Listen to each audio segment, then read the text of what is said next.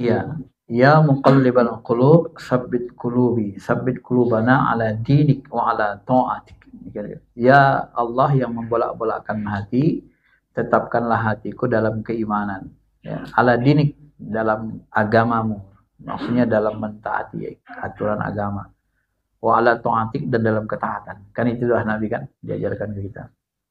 Nah, Pak Syekh menjelaskan hadis ini, termasuk nanti dibahas beliau hadis sahih, qalbul mu'min fi usbu'aini min asabi rahman. Hati orang beriman itu di antara dua jari jemari tangan ar-Rahman. Nah, ya kan? Itu salah satunya tadi bolak-balik. Jadi yang dimaksud di situ dibolak-balik, Bapak Ibu yang dirahmati Allah, beliau memahami hati kita ini kadang bahagia, kadang agak sedih, kadang netral, bolak-balik dia. Kadang terasa ada rasa bahagia, kadang terasa ada rasa sedih, gitu kan? Bolak-balik. Nah, dalam waktu dia berbolak-balik, kalau kita diuji lagi sedih, kalau kita diberikan nikmat lagi bahagia, dalam keadaan bolak-balik, kita diminta supaya bisa mentaati Allah. Dalam hal sedih, kita bisa bersabar. Dalam hal kesenangan, kita bisa bersyukur. Kan begitu kan? Nah, jadi perbolakan balik-balik hati itu, dalam kondisi kadang sedih, kadang bahagia, bolak-balik seperti ini, jangan membuat kita menjauh dari Allah gitu. Ya, supaya diberikan ketaatan terus. Taat dalam hal sedih ya sabar, dalam hal senang ya bahagia ya bersyukur. Ya. Itu beliau memahaminya begitu ya. Hati kita bolak-balik. Nah, kemudian yang kedua tadi, kan kita bisa memperbaharui iman. Iya. Ya. Kalau memperbaharui dengan itu salah satunya, makanya kata Nabi kan, jaddidu imanakum biqauli la ilaha illallah. Perbaharui imanmu dengan banyak mengucap la ilaha illallah. Abdul zikr, zikir yang paling abdul. Keimanan itu Bapak Ibu sebenarnya gini. Hati kita ini, akal kita ini, unsur rohani kita kan ada akal, ada hati. Jadi akal kita ini, ada orang bertuhan pakai akal, ada orang bertuhan pakai hati. Akal kita ini dapat ilmu dari pendengaran, penglihatan, dari kolbu. Gitu kan? Misalnya, saya contohkan. Ketika saya pejam mata, penglihatan saya tutup. Bisa nggak saya mengetahui itu jam? Di situ ada jam. Nggak bisa kan? Ada orang datang misalnya pejam mata, nggak tahu, dia nggak lihat. Nah, ketika kita tidak tahu di situ ada jam, maka pengetahuan yang dari mata tadi tidak terkirim ke akal. Jadi akal nggak tahu. Jadi pintar bodohnya akal itu tergantung sejauh mana kita memfungsikan indera, zahir dan batin. Nah, kapan akal menjadi pintar? Apabila dia memfungsikan matanya. Punya mata digunakan melihat ayat Allah, punya telinga untuk mendengar ayat Allah, punya hati digunakan untuk memahami. Kan gitu kan? Nah, kalau nanti indera-indera ini tak dapat ilmu, maka dia tidak bisa ngirim ke akal. Maka akal kita jadi bodoh. Nah, ini nanti juga berkaitan dengan keimanan, keyakinan kan? Nah, jadi bisa nggak kita bedakan mana piano, mana gitar? Kalau telinga peka, mata buta, telinga peka, bisa bedain mana piano, mana gitar? Nggak bisa.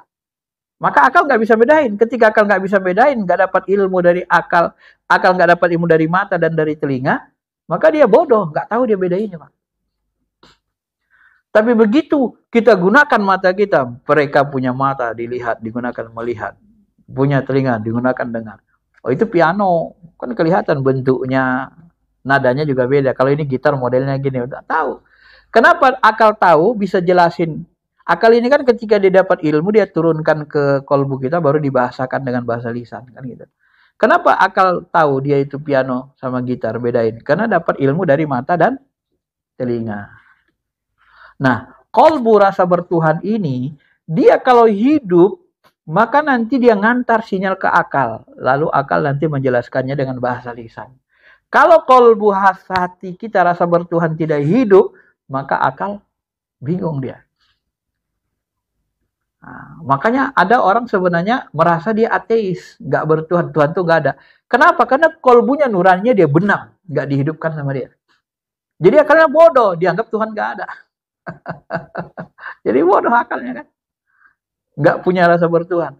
Nah, keimanan yang paling sempurna itu, karena iman itu sebenarnya tak di kolbu, takwa pun di kolbu.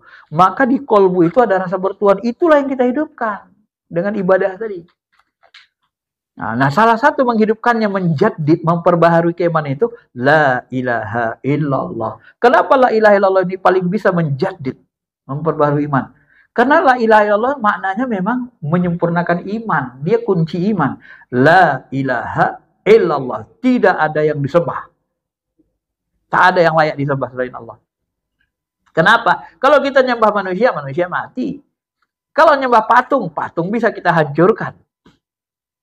Kalau kita nyembah matahari, matahari hilang di pagi hari. Kalau nyembah bulan, bulan siang hari nggak ada. Nggak punya kuasa. Tapi kalau kita nyembah Allah, dia ngatur segalanya. Dia ada, meliputi segalanya. Nah, kan gitu. Makanya, tidak ada yang layak disembah selain Allah. Kita tanamkan ke kalbu kita. La ilaha illallah. Tiada yang disembah selain Allah. La ma'bud illallah. Sampai nanti ke alam ma'rifat, artinya la maujud. Tidak ada yang maujud, tidak ada yang wujud kecuali Allah. Jadi wujud alam ini sebenarnya wujud dari sifat af'al asma'nya. Bukan wujud asli. Kullu syai'in halik. Semuanya nanti hancur. Semua yang berbentuk ini dihancurkan Allah. Sampai kita menyaksikan nanti yang ada di alam semesta ini hanyalah Allah. Allah saja yang bekerja. Alam ini bergerak atas af'al, perintah. Afal Allah. Di bawah kendali Allah Ta'ala. Kenapa terjadi pergantian siang malam? Itu perintah Allah. Manajil, matahari dia di manajilnya. Bumi dia berotasi. Di orbitnya masing-masing. Nah, orbit ini Allah yang ciptakan. Allah yang nyuruh mereka untuk berkeliling di situ. Itu semua dalam kendalinya. Maka dia meliputi segalanya, maha besar. Dia liput. Semua dalam kendalinya. Semua dalam perhatian zatnya. Maka semua itu adalah bias. Kalau bahasanya bias dari af'alnya. Bias daripada asma'nya. Bias daripada. Maka muncullah istilah wahdatul wujud. Wahdatul wujud itu maksudnya apa? Hati-hati kita menyalahpahamkannya. Bukan satu wujud kita sama dengan wujud Allah. Enggak. Sebenarnya hati wahdatul wujud, satu kesatuan itu adalah alam ini semuanya berasal dari wujud Allah. Alam ini ada yang penampakan tajalli af'alnya, ada yang tajalli sifatnya, ada tajalli asma, bukan tajalli jat, bukan wujud jat. Kalau wujud jatnya tak terjangkau sama kita. Nah, jangan kita sebut misalnya batu ini jat Allah. Enggak. Wujud itu ada. Jadi keberadaan alam ini, adanya alam ini berasal dari adanya Allah. Kalau ini Allah tidak ada, maka alam tidak ada. Jadi seperti penampakan. Maka ilmu tajalli ini yang paling dekat dengan ilmu ma'rifat, kata Ibn Arabi. Dan ilmu ma'rifat ini ilmu yang paling mulia. Tidak ada ilmu yang paling mulia di atas ilmu ma'rifatullah ini.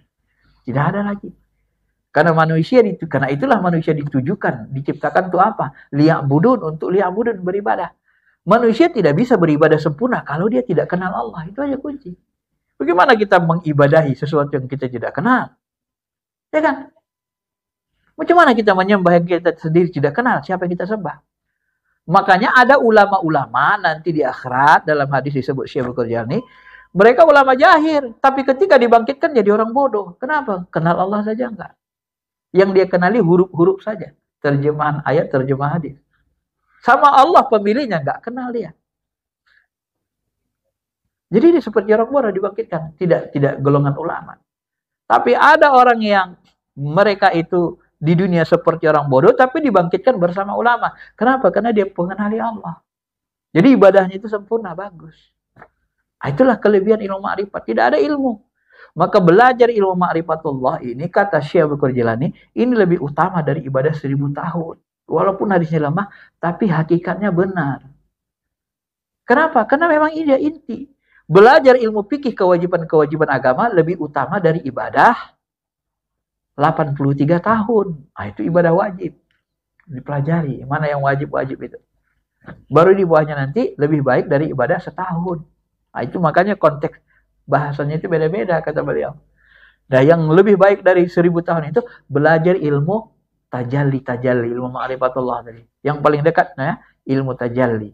Jadi untuk meningkatkan keimanan kita olah rasa bertuhan, termasuk banyak zikir la ilaha illallah. Tanamkan tidak ada Tuhan kecuali Engkau ya Allah. Engkau ya Allah, engkau di balik rasa bertuhan ini engkau ini ya Allah, engkau.